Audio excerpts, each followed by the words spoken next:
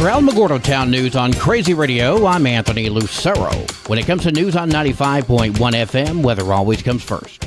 A significant winter storm will continue today across the northern and central Rockies and portions of the Central Plains. Gusty winds, heavy snow, and ice are possible, especially across Wyoming. Minor to moderate travel impacts are expected in Utah, Wyoming, Colorado, and Nebraska. Closer to home, mostly sunny through the weekend, a very slight chance for showers tonight. Temperatures will be falling into the lower 50s by Monday. We'll have another look at the weather following this news, which will consist primarily of local happenings. And then after the break, we're going to examine the latest proposal from Representative John Block to deter crime, and how it won't work. The City of Alamogordo is partnering with Alamogordo Main Street, Alamogordo Small Business Development Center, and the Alamogordo Center of Commerce to present the Small Business Saturday event. Mayor Susan Payne made a special proclamation. Small Business Saturday is actually going to be Saturday, November 25th. We're going to have lots of sales, lots of giveaways, and lots of celebration. We encourage all of you to come down and join us and support your local small businesses. Lots of activities and special promotions. The event is next Saturday, November 25th, from 10 until 4 along Alamogordo Main Street, otherwise known as New York Avenue. Saturday, the Alamogordo Toys for Tots will be having an event. We heard from Gina Lawrence. November 25th from 11 a.m. to 3 p.m. at the Big Lot parking lot. I am going to have the Grinch, Santa Claus, and his elves out there. And we're going to have carnival games for the kids, just a family-friendly, fun event. Alamogordo.nm.toysfortots.org has all the information you need. Saturday, the Singles of Otero County will be meeting up for a late lunch. And that'll be at Rizzo's there at about 1500 block of North White Sands Boulevard. And again, that's Saturday, the 25th at 1:30. So it's kind of a little late, but better late than never. Cliff with the Singles of Otero County speaking with Crazy Radio. The event is open up to adults 60 and up. If you have any questions, please call 575-430-4499. Well, today is Friday. That means it's time for a cat chat with Kathy Denton and Kitty City NM. Hi, this is Kathy Denton with Kitty City NM, and welcome to this week's edition of Cat Chat. In honor of Thanksgiving and counting every blessing at Kitty City, we are featuring a sweetheart of a kitty, Hamlet.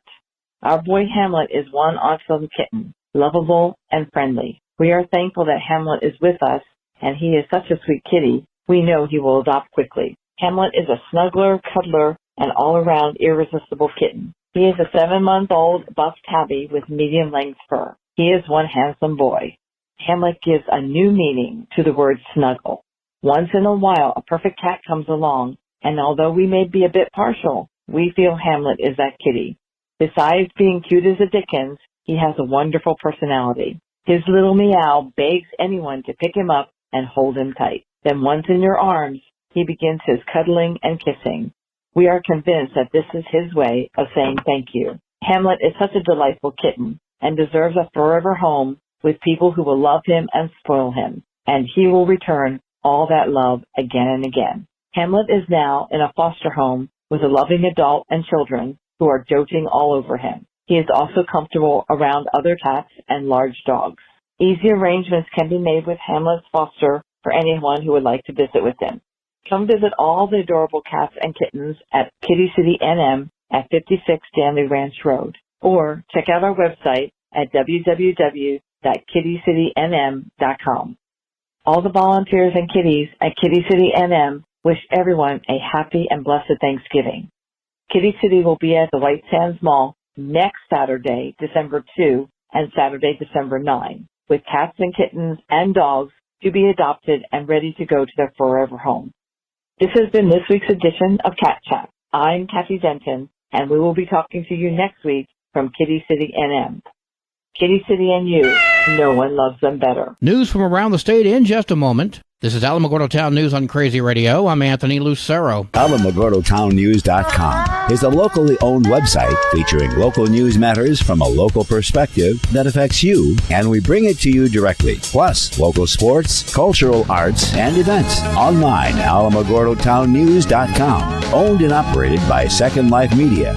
We are Otero County. Directory Plus is the right size book. It's the book if you need a phone book. That's what just one person has to say about Directory Plus. With its red cover, features, colorful yellow pages, and lots more, it's no wonder people all over use Directory Plus. It has so much more information. You can cross-check phone numbers or addresses or pretty much anything. Look on the plus side, Directory Plus. I'm a big fan of Directory Plus. It's been 14 years since Governor Bill Richardson abolished the death penalty in New Mexico, and now Republican Representative John Block is proposing to bring it back. He spoke with KRQE. Right now, New Mexico is plagued with a wave of violent crime. If we truly care about fixing the crime issue, if we truly cared about ensuring that New Mexicans are safe, then every single option should be put back on the table. Block suggests that capital punishment will act as a deterrent for criminals. Maybe before pulling that trigger or stabbing that person or raping that person, they would think twice about it because they could end up on death row. John,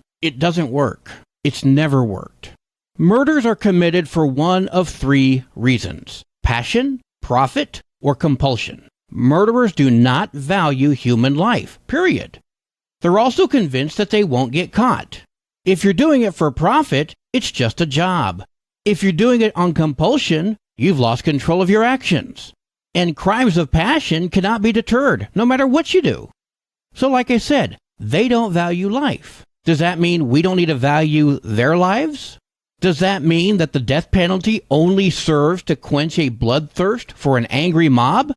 You say it's going to work as a deterrent. The average murder rate in the U.S. per 100,000 is 6.23. In death penalty states, it's 5.5.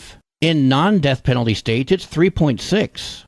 Have you ever heard the name Alan Gell? Probably not.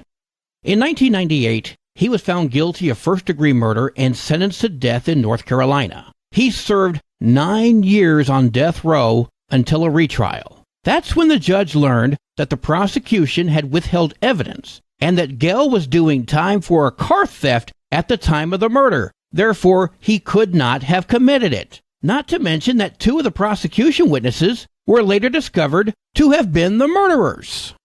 Now, some would say that's the exception, not the rule. Is it, though? Since 1973, 195 people who were wrongfully convicted and sentenced to death in the United States have been exonerated. 195. But it gets worse. In 1944, 14-year-old George Stinney was placed into the electric chair. He was so small, he had to sit on a phone book so that contact could be made with the electrodes. In 2014, a South Carolina court ruled that he had not received a fair trial and was thus wrongfully executed. His murder conviction was vacated. But a lot of good that did. He'd been dead for 70 years. As a matter of fact, we know there have been 6 wrongful executions in the United States. The Death Penalty Information Center says that number is actually 20. Okay, but we know beyond a shadow of a doubt that 6 were innocent. If you say, well, that was only 6, then I have to question your humanity. If you heard of 6 innocent people killed at a school, at a mall, at a church, etc., we would be horrified, disgusted, angered, and rightfully so. But we hear of the government taking at least 6 innocent lives, and many people kind of shrug it off. Some say it's eye for an eye. If it's really eye for an eye, then how and why did Charles Manson receive the death sentence? Yeah, it was commuted because California had ended the practice briefly, but Charlie never took a life. He did spend the rest of his life rotting in a prison cell like the sick animal he was, and deserved it. But if it's eye for an eye, why was he given the death penalty? And if the death penalty worked as a deterrent, states like Texas would have nearly 0 executions, since they're the state with the fast track to the gurney and needle. Instead, they have over 180 people on death row. Earlier I mentioned the average murder rate in the U.S. per 100,000 is 6.23. In Texas, it's 6.7. How's that for a deterrent? At this point I have to ask, when is it okay to kill a human being? Is it okay to kill someone who's not an immediate threat to you or your loved ones? I'd say no. Well, at sentencing, is the convicted an immediate threat? Not anymore. As far as violent offenders go, I don't want them in society any more than you do. They're dangerous. They're evil. They represent the very worst of us. They should be imprisoned and allowed to rot there for the rest of their days. But are you really going to trust the government with someone's life? Healthcare, taxation, mandates, levies, disaster recovery, executive orders, the list goes on and on. The government screws those up daily. So you're going to trust them with deciding who lives and who dies? You know, since New Mexico became a state, we the people have executed 28 people. 28 lives were ended in my name and yours. The last being Terry Clark of Roswell back in 2001. Before Clark, it had been 40 years since the state government killed a man in our name. 64% of Americans say they support the death penalty. What I don't think they realize is that means 36% of us are forced to kill against our will since it's done in our name. Let them rot in prison. Make them do hard time. Want to save money? Cancel cable. Use cheaper food. We know our justice system is flawed, so I simply don't trust the government to take lives in any circumstance. Now, some people are going to say now that I'm some bleeding heart liberal or I'm a hard lefty on the progressive side. I would have to disagree with you if you hear the rest of my arguments about other topics. Me? I'm pro-life. Now let's talk about something way less heavy. From turkey to stuffing and cranberries, nothing beats a Thanksgiving feast. But how long do we have to gobble up that bird before it's time to toss it out? Food can only be out for 2 hours. So once you've prepared something and it's ready to go, you only want to leave it out 2 hours. That temperature danger zone is 40 degrees to 140 degrees. So most food falls into that within that 2 hour time frame. Alexis Supan, registered dietitian for the Cleveland Clinic. Now, if you want seconds, Supan suggests using a slow cooker or tucking the turkey into a warm oven. When reheating, get the core temperature of the bird back to 165 degrees. For storage, slice up the remaining meat and refrigerate smaller portions for 3 or 4 days. Use a sealed container to keep out bacteria and help retain moisture. And when it comes to container storage size, Supan said don't use large ones. They take too long to cool the food. A smaller, shallow glass or ceramic container would be ideal for storage. And you want something with an airtight lid on it as well. Now, if you can't use up the leftover turkey by Monday, you can freeze it. Turkey can be put into a freezer for 3 or 4 months while still retaining most of the quality and flavor. Sports and weather are next. This is Alamogordo Town News on Crazy Radio. I'm Anthony Lucero. They are role models and educators. Their work requires a great deal of time and energy for very little pay.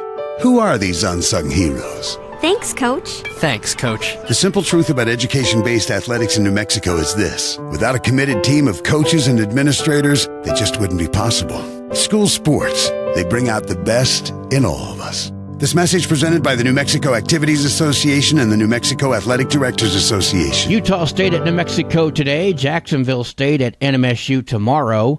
Tomorrow in high school football, St. Mike's faces Robertson for the 3A state championship. Portales faces Lovington for the 4A championship. Roswell faces Artesia for the 5A championship. And Cleveland faces La Cueva for the 2023 6A state championship. Your Crazy Radio spot-on weather forecast for the Tularosa Basin today calls for sunny skies with winds gusting as high as 22 miles per hour. Mostly cloudy tonight with a 20% chance of showers, winds gusting as high as 18. Mostly sunny skies tomorrow, winds gusting as high as 18. Your high today in the basin, 60. Low tonight of 41. Wind chill's going to make it feel like it's 30. High tomorrow of 58 degrees. In Cloudcroft, sunny skies today, winds gusting as high as 26 miles per hour. Mostly cloudy tonight with a 20% chance of rain and snow showers, winds gusting as high as 28. Mostly sunny tomorrow with winds gusting as high as 33. Your high today in Cloudcroft, 40. Wind chill's going to make it feel like it's 19. Low tonight of 25. Wind chill's going to make it feel like it's 10. High tomorrow of 37. Wind chill's going to make it feel like it's 20 degrees.